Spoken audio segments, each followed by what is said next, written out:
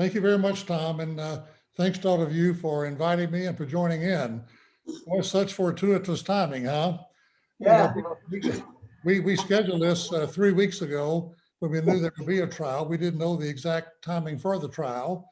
And then as it turned out, we did know at this session last week that it would be taking place in the coming week and that we could possibly have a vote by the time we joined again on this Saturday night. And sure enough, here we are, and we'll be doing a little post-mortem on the past week.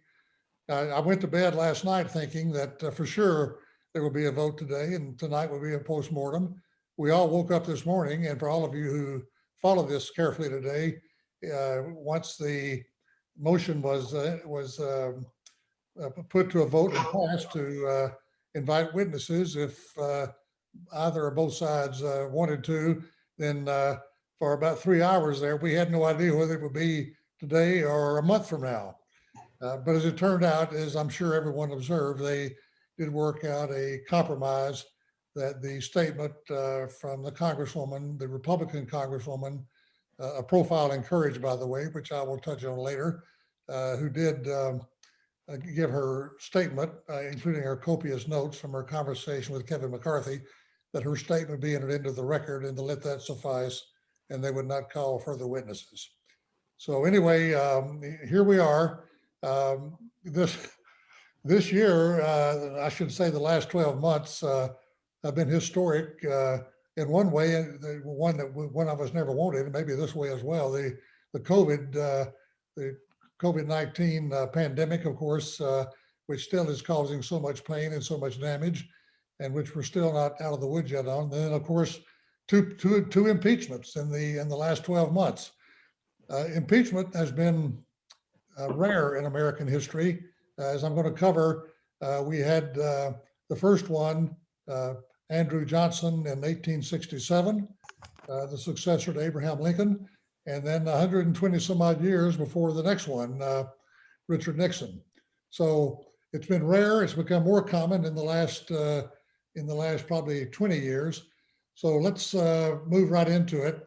And so before we start reviewing impeachment per se, I do think, having observed the last week and the proceedings and how it went, and how compelling the case that was made by the House managers, it's pretty easy, I think, if we don't fully understand what impeachment is, to allow whatever level of cynicism some of us may already have toward politics and democracy and the political process to be really dramatically enhanced by what we've seen over the last week. And so I want to talk about democracy and sausages. And of course, this is an adage that we've all heard many times. Before that, though, I did want to cover something that my friend, former U.S. Senator Alan Simpson from Montana, said. In politics, there are no right answers, only a continuing flow of compromises among competing groups, resulting into a cloudy and complex series of decisions. And I've underlined this part because this certainly illustrates exactly what we've seen, where appetite and ambition compete openly with knowledge and wisdom. Wiser words are never said about our system. Winston Churchill famously said, democracy is certainly the worst, except when compared to all the rest. And finally, the one that I just referenced in the slide as an intro, the two things we never want to watch being made are laws and sausages. So yes, democracy and our system has many flaws because it's very frustrating at times. But as Churchill said, compared to all the rest, it still is the best. Presidential impeachment. So Andrew Johnson in 1867, followed by Richard Nixon in the articles were actually issued in 1973. As you know, he resigned before they ever came to a vote. So while articles were issued, and that happened to be my first term in Congress, by the way, which I will elaborate on at some length as we go through this, that never came to a vote because he resigned. And then Bill Clinton, of course, in 1998, followed by the two over the last 12 months with the immediate Vice President Donald Trump. So, let me see if I can get, there we go. So what really becomes confusing for the average citizen is when they read how the Constitution defines impeachment and what constitutes impeachment. And it reads, as we all were reminded several times this week, the president, the vice president, and all civil officers shall be removed from office on impeachment for in conviction of treason, bribery, and then the vaguer language and subject to interpretation by whomever may be reading it. It's much like the old adage we've all heard from Shakespeare, beauty is in the eye of the beholder, other high crimes and misdemeanors. So that's where it starts to get murky, is that those last 5 or 6 words. Now, what really becomes confusing to the average citizen, who's of course many of whom have, like all of us, who've either done jury duty or at least we've been vetted as potential jurors, and we take an oath, and it's very similar to this one, which each of these senators took 6 or 7 days ago. Do you solemnly swear that in all things pertaining to the trial of the impeachment of Donald John Trump, President of the United States, now pending, you will do impartial justice according to the Constitution and laws, so help you God? And I've advisedly underlined the word impartial because we also over the past week that it's much more than impartial justice that's in play in the decisions of many of those who decided to cast a vote. So let's dig in a little bit more in each one of these impeachments. So Andrew Johnson, as you all know, succeeded Abraham Lincoln. He was Abraham Lincoln's vice president. And Johnson was from Tennessee, and he was from a Confederate state. And even though he was a racist at heart and openly avowed racist views and did not want slavery to be abolished, he didn't feel that Tennessee should secede from the Union. So he stayed loyal to the Union in spite of his views on slavery. And so Abraham Lincoln, wanting to have a balanced ticket, thought because of this, he could choose him as his running mate in 1864. So Johnson, a Southerner from Tennessee, with views certainly in opposition to Lincoln's views on race and slavery and the abolishment thereof, becomes the vice president and succeeds Lincoln when Lincoln is assassinated. So the Republicans in Congress, the Republican Party, of course, being the party whose 2 primary platform planks had been to deal with the abolition of slavery and preserving the Union, they now had someone who had believed in one of those 2, but not the other. And so many of the Republicans, who were the radical Republicans, as they were known, because they had views that were, very vehement on the topic of slavery and on preserving the Union, started to really have conflict with Johnson on a number of issues. So the Secretary of War, Stanton, who was from Massachusetts, was one of Johnson's major adversaries on this topic. So in order to protect Stanton, knowing that he would probably be fired by Johnson, the Republican-dominated Congress passed the Tenure in Office Act, which basically said you could not fire a cabinet member without the assent and approval of Congress. Well, Johnson hated Stanton so much he decided to go and fire him anyway, and hence he was impeached. And there were 3 articles: obstruction. Sorry? Oh, did somebody? I thought I heard someone say something. So there were 3 articles: obstruction of his office, justice, rather, abuse of power, and contempt of Congress. This is the closest vote in history. He was acquitted by only 1 vote, and as all of you know, it requires a 2/3 vote. So he was acquitted by only 1 vote, and hence was not removed from office.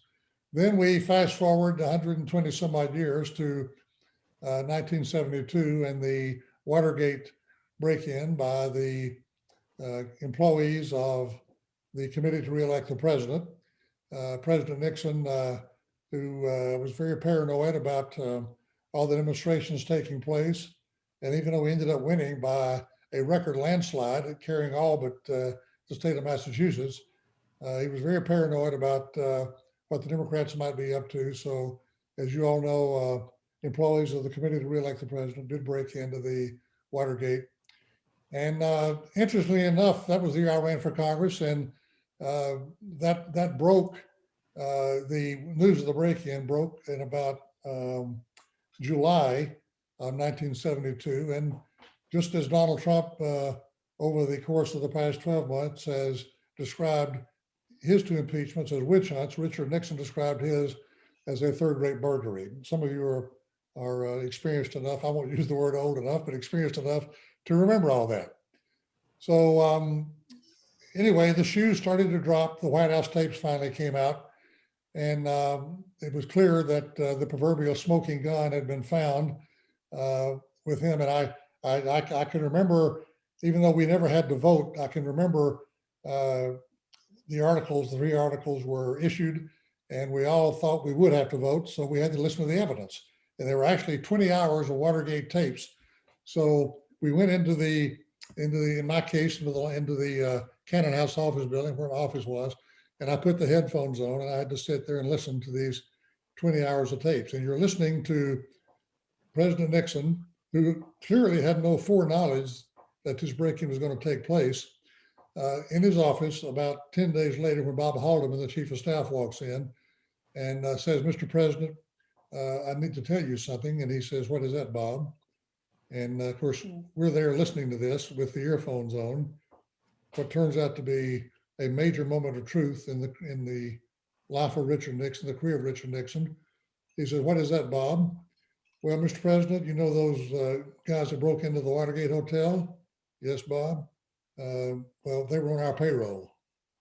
"What do you mean our payroll?" "Well, the committee to re-elect the president." And now, we've all heard that old adage that these moments of truth come into all of our lives, where one path we can take, leads on to good things, and the other leads on to death and destruction. And so, in what seemed like a 5-minute pause, it probably was no more than a minute. But as I'm sitting there listening to this, Nixon, who could have made the choice to say, "We will call a press conference, Bob, and I want to tell the American people that we don't brook this kind of thing. We want these people prosecuted to the full extent of the law." Instead of that, his reply was, "Well, get in touch with them, tell them we're going to take care of them, we're going to take care of their families, and there's money in that Nixon bank account, get some money to them."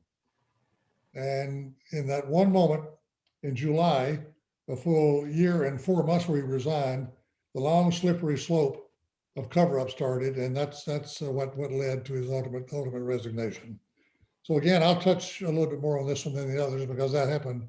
So Inauguration Day, January 20th, 1972, many, again, the third-rate burglary narrative was still there.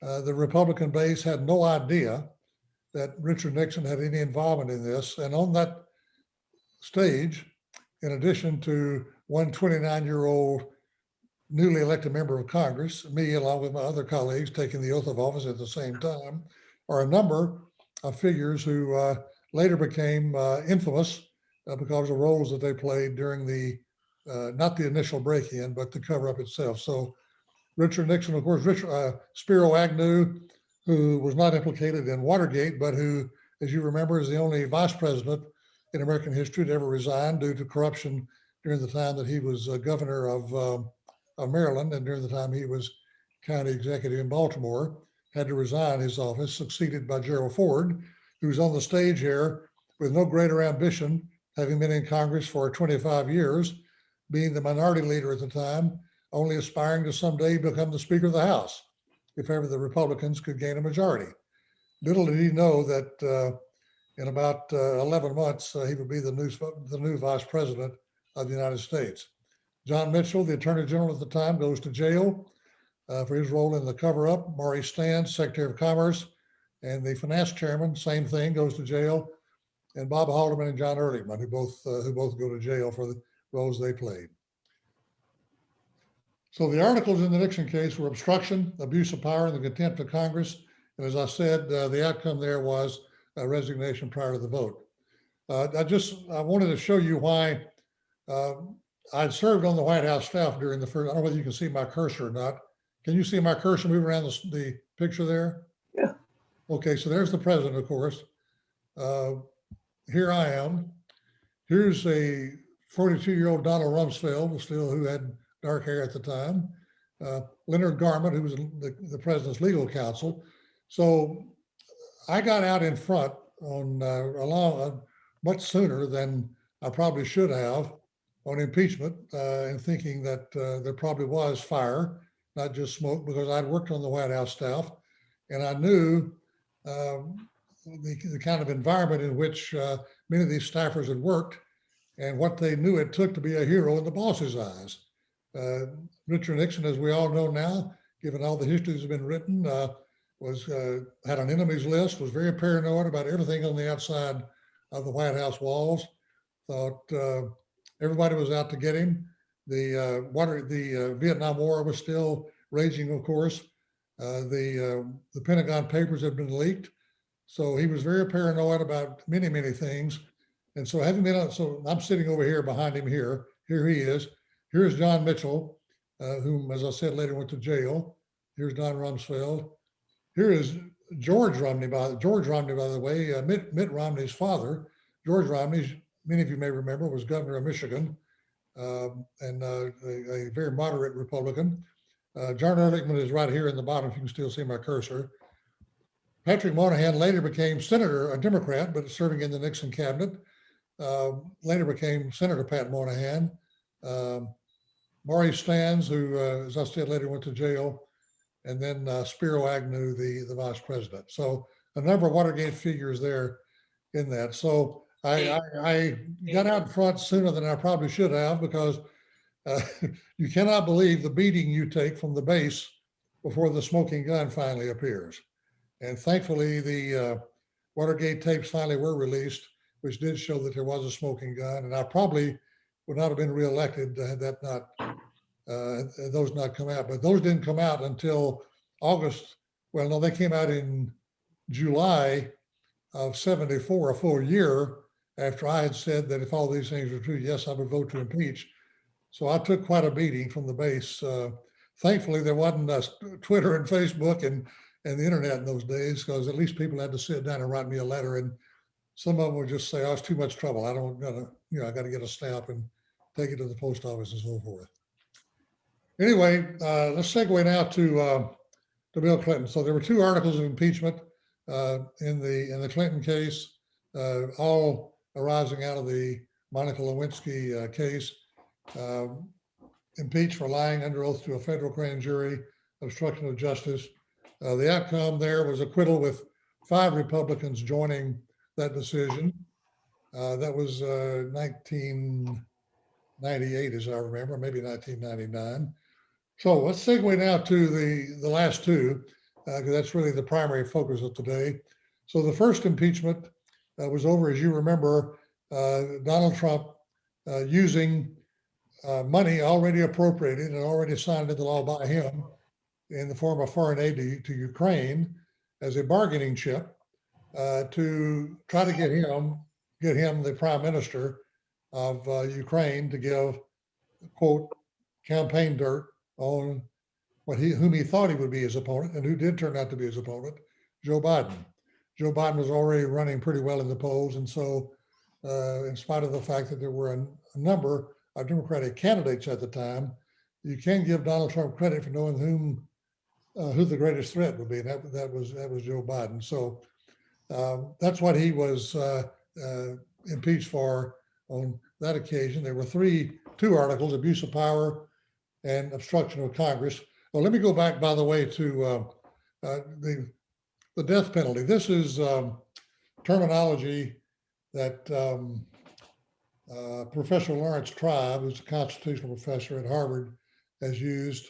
And he cautions, in spite of the fact that he thought Donald Trump was guilty as charged on the first one, and just fast forwarding, he thought he was certainly guilty on the second one.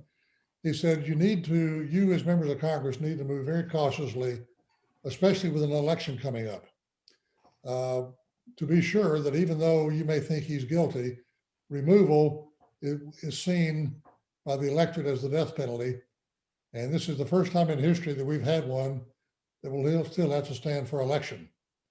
And so there is another jury, the voters, who can pass muster on this. So you need to think about since this is not purely a judicial proceeding and not governed by the normal laws as if it were a court case, you need to think about the ramifications of taking the second step, which is removing him from office or issuing the death penalty. So that's what I meant by including that. And by the way, I concluded, probably influenced by him, Chet Edwards, who's a former Democrat, some of you may remember from Central Texas, who was there during the Clinton impeachment. And since the Nixon one was my first term, he and I did a symposium for the Baylor Law School and the Baylor faculty back during this first impeachment. And even though I said, in full disclosure, I want you all to know I've been a never Trumper from day one.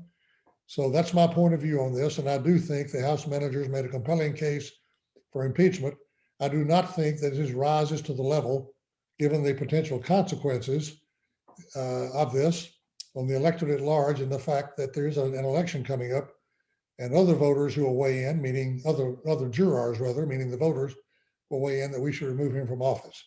So I did not favor conviction in the Senate for that reason. I did feel, by the way, after the voters made the decision they did, that I felt very relieved at the stance I'd taken before. So the articles there were abuse of power, obstruction on the first one, and as you all remember, that was acquittal on a straight line party vote. Now the second one, the articles and incitement of an insurrection, certainly the most egregious charge made against a president in history. If you think about the Tenure in Office Act, while that certainly was deserving of impeachment and probably removal, and as egregious as many of the charges were toward Richard Nixon, certainly deserving removal, and he would have been removed. I feel like for sure that would have gotten a 2/3 vote had it gone to a trial in the Senate. And then the Bill Clinton one certainly did not rise to anything close to this level. The first Trump impeachment one, while egregious, certainly did not rise, in my view, to the level that this one does. So for those who argue that this is not an impeachable offense, if this is not impeachable, I don't know what could be impeachable. And so the outcome here, as we all saw about 3 hours ago, is guilty, but not rising to the 2/3 necessary vote, with 7 Republicans joining the 50 Democrats. The evidence in this to support the impeachment charges, it was not just the actions and the words that day. It was a pattern going back 6 or 7 months of tweets and rally speeches talking about the only way I will lose this election is if it's stolen, stop the steal, numerous rallies and tweets along those two themes. And then his supporters, many of whom have been arrested since then, who say, yes, that's why we came. We came at his invitation. We were his supporters. He invited us to come here. This is why we came. This is why we behaved the way we did. We thought this was a stolen election, and we believed in our leader. We were not going to let this happen. Ignoring, after he started then appealing that it had been a stolen election, 60 adverse court rulings, I'll just move forward real quick on that one, filed in these 1, 2, 3, 4, 5, 6, 7, 8 states. Every single case in which he alleged election fraud rising to the level of changing the outcome. In no case, including state courts, federal courts, the Supreme Court, judges appointed by him during his term, none agreed that this had in any way been an invalid election.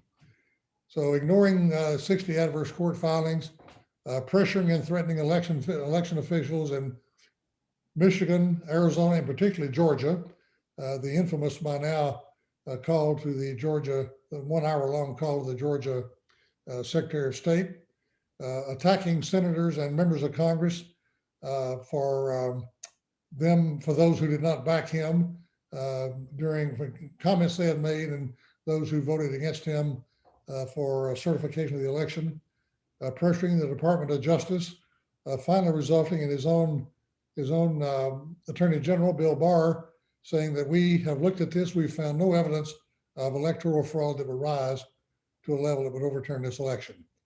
And then, of course, absolutely inexcusable by any stretch, there's been no more loyal vice president than Mike Pence, even rising to the level of sycophancy, I think, in some cases, even being referred to by some as bobblehead Mike because of the support he gave, undying loyalty, and then turning on him 7 times, calling his name during the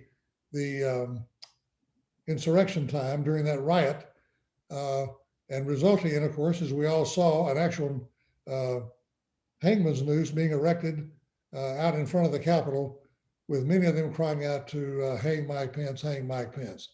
That's the most, if you can forgive him of any of the rest of this, I don't see how anyone who voted against conviction today could forgive that one. I'm going to spare, since we've all been through a full week of videos, I'm going to spare playing any of that, but we all have been, this is so unusual in that everything that was alleged in the entire case argued by the House impeachment managers, we were all, as American citizens, eyewitness in real time, in living color, to every single thing that happened. That's never happened before in any impeachment trial. And we all saw it, playing out on that fateful day, and on video that's been played over the course of time. So anyway, so the issues that were raised, he's out of office. He's therefore should not be subject to this, and could he be prevented from running from office again? And a vote that would have arisen over that had he been found guilty. Statement of facts: he refuses to accept the 2020 election results. He encourages his followers to come to Washington on January 6th to fight to overturn the election results. That assembly, by the way, had been scheduled for 4 days later. It was brought back to January 6th because that was going to be the date the votes were going to be certified. Vice President Pence refuses to overturn. The insurrectionists incited by Trump attacked the Capitol. Dereliction of duty during the attack, which Mitch McConnell, as we all noticed, mentioned again today. And the House then improves the impeachment article with bipartisan support. So the question that has been asked a couple of times this week, if you think that what he did not rise to the level of inciting this, the questions would be, would they have come except for Donald Trump? Would that assembly have taken place? Would they have attacked the Capitol? And would they have ceased if they had been asked to by him? These are questions that I think have been asked many times this week, and ones that I think have only one answer. Just to show the horror on that day, shared not only by those on the other side of the aisle, but by members of his own cabinet, members of his own staff, Republican resignations in the wake of all this. Mick Mulvaney, a former member of Congress, former director of the Office of Management and Budget from South Carolina, by the way, and former chief of staff. Betsy DeVos, the former Secretary of Education. Elaine Chao, the former Secretary of Labor and wife, as we all know, I think, of Mitch McConnell. General John Kelly. Chad Wolf, the Director of Homeland Security. Tyler Goodspeed, Chairman of the Council of Economic Advisors. And Stephanie Grisham, the former press secretary, all resignations saying that this had been the final straw for them. Arguments made by the House managers that he committed high crimes and misdemeanors, that he violated his oath of office, that he attacked the democratic process, that he imperiled the welfare and well-being of members of Congress, and that he undermined national security. The House managers argued that there's no defense for this conduct, that they conducted a fair impeachment process, that there may be even criminality involved here, and we will see that still may be played out in the courts of law going forward. The election results, which he contested, free speech, and that the Senate has jurisdiction to try this impeachment. These are the arguments made by the House managers. This is supported by precedents. Our constitutional language is influenced by, as is much of our Constitution, by language from the English law, of course, and our early American experience, which in many cases, not at the presidential level, but leading up to the passing of the Constitution, did include impeachment of those who had already left office. The framers certainly adhered to this tradition. So the Trump defense, if I might just take a break here, just one, somebody's knocking at the door. Excuse me just one moment. I'll be right back.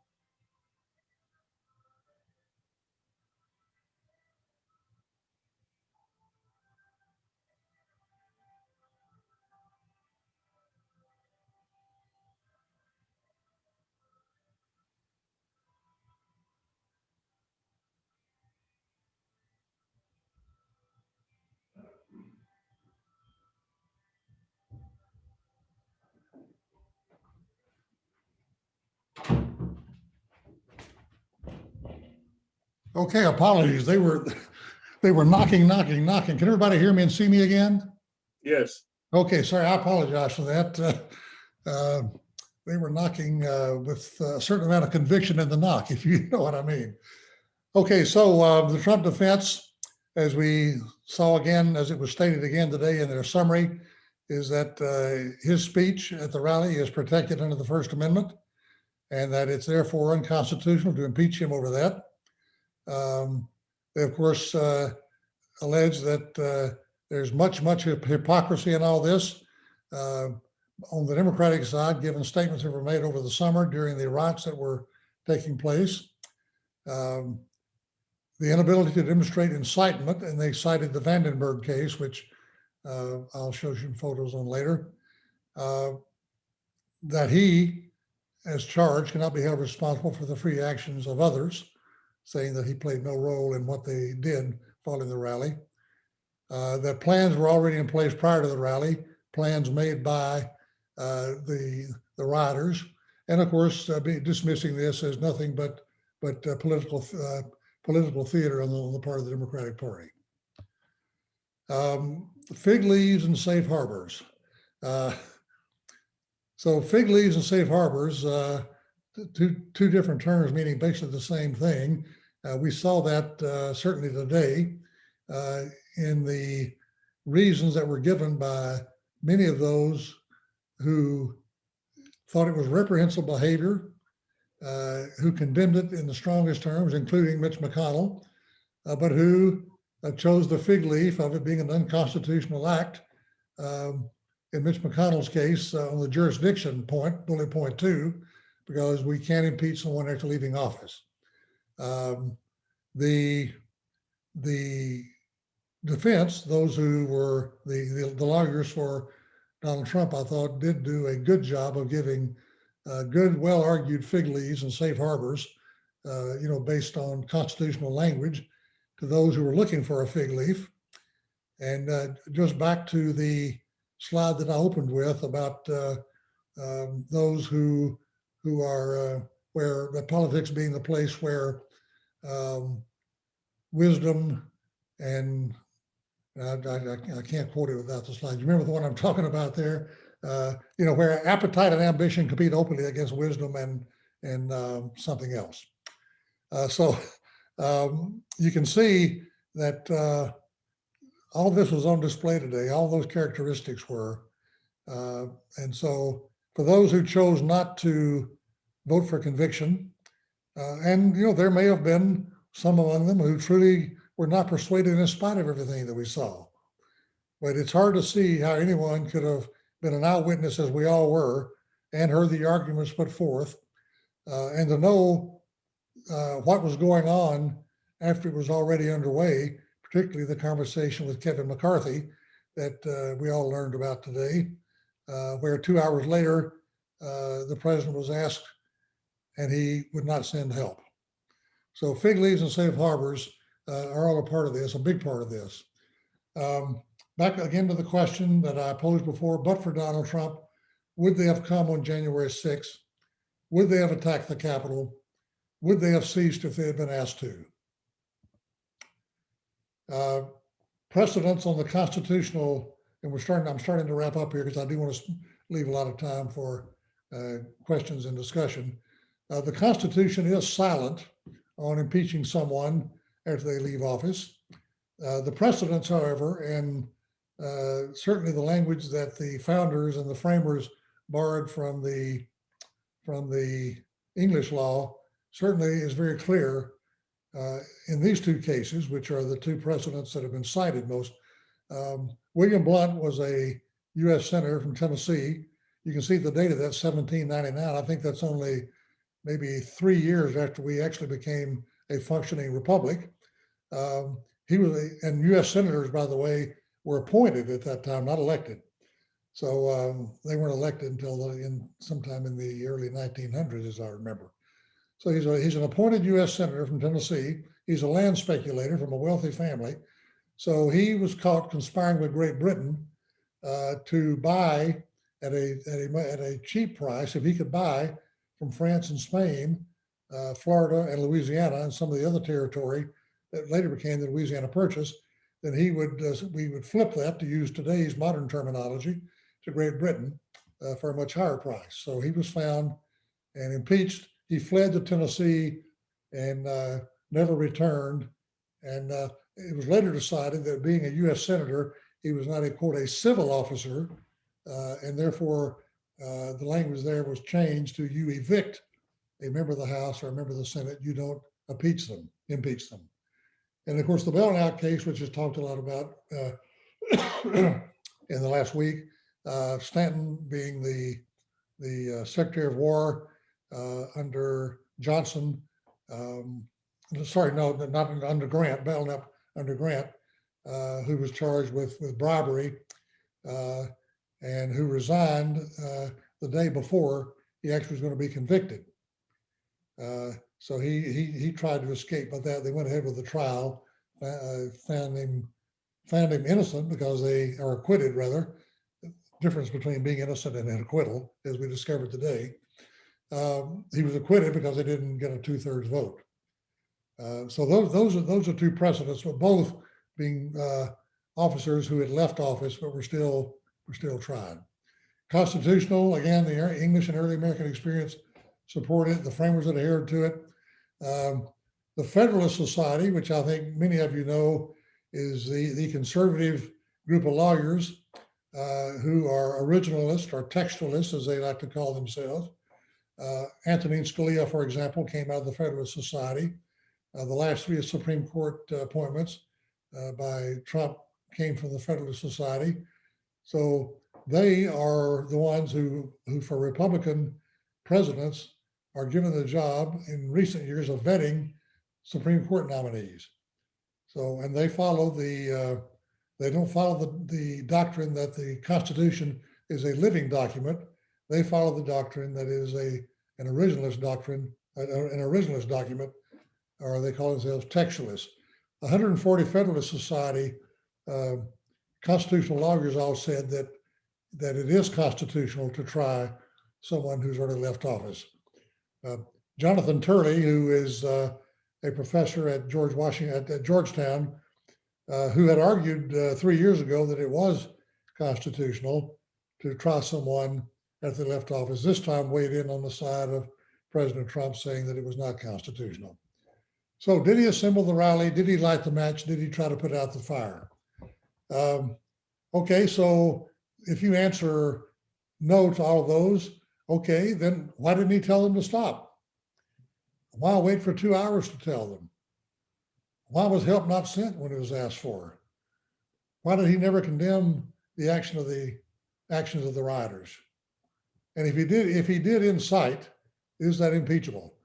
So you may have seen today the Congressman Raskin, the leader for the House managers, use the analogy of the arsonist.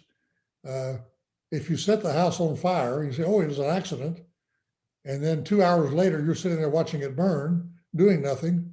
It kind of implies you might have been intentional in what you did.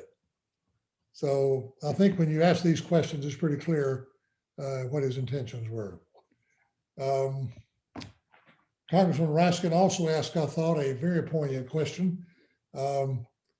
If something is done in the first, so if you're going to argue that, okay, if he were still in office, this would be horrible and impeachable, but he's gone now, leave it alone, let's move on. So if that's your argument, if something that is impeachable in the first year, the second year, the third year, and 11 months in the fourth year, is there a January exception? Can you just inflame in the final weeks and walk away as if nothing had happened? I thought that was one of the more poignant questions asked during the entire trial. So, why not 17 Republicans? As I think we illustrated when we started, this is not a judicial proceeding in the pure sense. There were lots of allusions made over the course about burden of proof and rising to the level of impeachment and a jury trial and so forth. Clearly, impeachment is not a jury trial under normal rules of jurisprudence. It's a political exercise. Why not 17? Well, that gets back to the fig leaf and the safe harbor that I covered a little bit earlier. I thought today is a very direct parallel to the O.J. Simpson trial. Clearly guilty, clearly the case was made, but tried before a jury that would never convict. Requiring a 2/3 vote, you were just never going to get there. I thought when this started, they might get to 10. I never thought 17 was possible, and it wasn't. I do think we ought to underline that acquittal does not mean innocence any more than it did in the O.J. trial. You do remember O.J. got convicted in the civil trial, which happened about two years later, and there still may be trials to come on this one. There are those that I know who are currently serving today in the Senate who've told me that if a secret ballot were taken, it would be a 90% vote to convict. Many of them were hoping for a yes, but voting no. It's worthy noting that 16 of the Republican members who voted no today face election in 2022. And so you may remember the words from the Bible, no matter how compelling the case, how well the case was made, with a jury like this, it's a little bit like casting pearls before swine, with no disrespect meant to the members of the Senate by the swine allusion. I do think as we close here and we get to questions and discussion, some really important quotes that were made over the course of the last couple of weeks. Profiles in courage. Liz Cheney, the number 3 leader in the House of Representatives, who said in very direct terms, the president summoned this mob, he assembled the mob, and he lit the flame. There has never been a greater betrayal by a president to his office and his oath to the Constitution. Mitch McConnell, this is Mitch McConnell 2 weeks ago, and then I'll quote him again after today, in spite of the vote that he cast. The mob was fed lies. They were provoked by the president and other powerful people. Mark Thiston is not a juror, but some of you may have seen him. He's a former speechwriter for George W. Bush. and a very frequent contributor to Fox News. He's on there all the time. He's a very partisan Republican. And he said clearly these actions were impeachable. He wasn't sure it was prudent, referring back to the large tribe argument, I guess, prudent to convict him in spite of his guilt. Mitch McConnell, in his post-trial comments today, which I'm sure most of you heard, in spite of voting no on conviction, was unsparing in his comments, and this is just some of his comments, that the president was practically and morally responsible for provoking what happened during the riot. They did this, referring to the rioters, because they were fed wild falsehoods by the most powerful man on earth. His actions that preceded the riot were a disgraceful dereliction of duty. Steve Bannon, we all know who Steve Bannon is. He said 2 weeks ago, the Democrats have a very emotional and compelling case. They're going to try and convict him in the eyes of the American people and smear him forever. Peggy Noonan, who's a weekly op-ed contributor to the Wall Street Journal and one of Ronald Reagan's former speechwriters, his primary speechwriter, said those who acquit are voting for a lie. Karl Rove said, not expecting conviction, but said he has been tarnished for all time and he's incapable of running in 2024 as a result of this. The Wall Street Journal said in an editorial 3 days ago that his legacy has been permanently stained by this violence and for not telling them the truth. Nikki Haley, the former governor of South Carolina and his former U.S. ambassador to the United Nations, said 2 days ago, he went down a path he shouldn't have. We followed him and we can never let that happen again. Profiles in courage, having, as I alluded to earlier, gone through a full year, again, not having to deal with news traveling across the internet and Twitter and Facebook, and not having Rush Limbaugh and all the Fox News opinion hosts on each night stoking the fires. I never had to deal with the kind of pressure that these are having to deal with, and yet I thought it was pretty rough. As you all know, Liz Cheney has already been censored by the Wyoming Republican Party. Not that that's going to have much effect, in my view, in her career, but she has been censored by them. And for her to step out as the number 3 leader in the House certainly deserves an incredible mention as a profile in courage.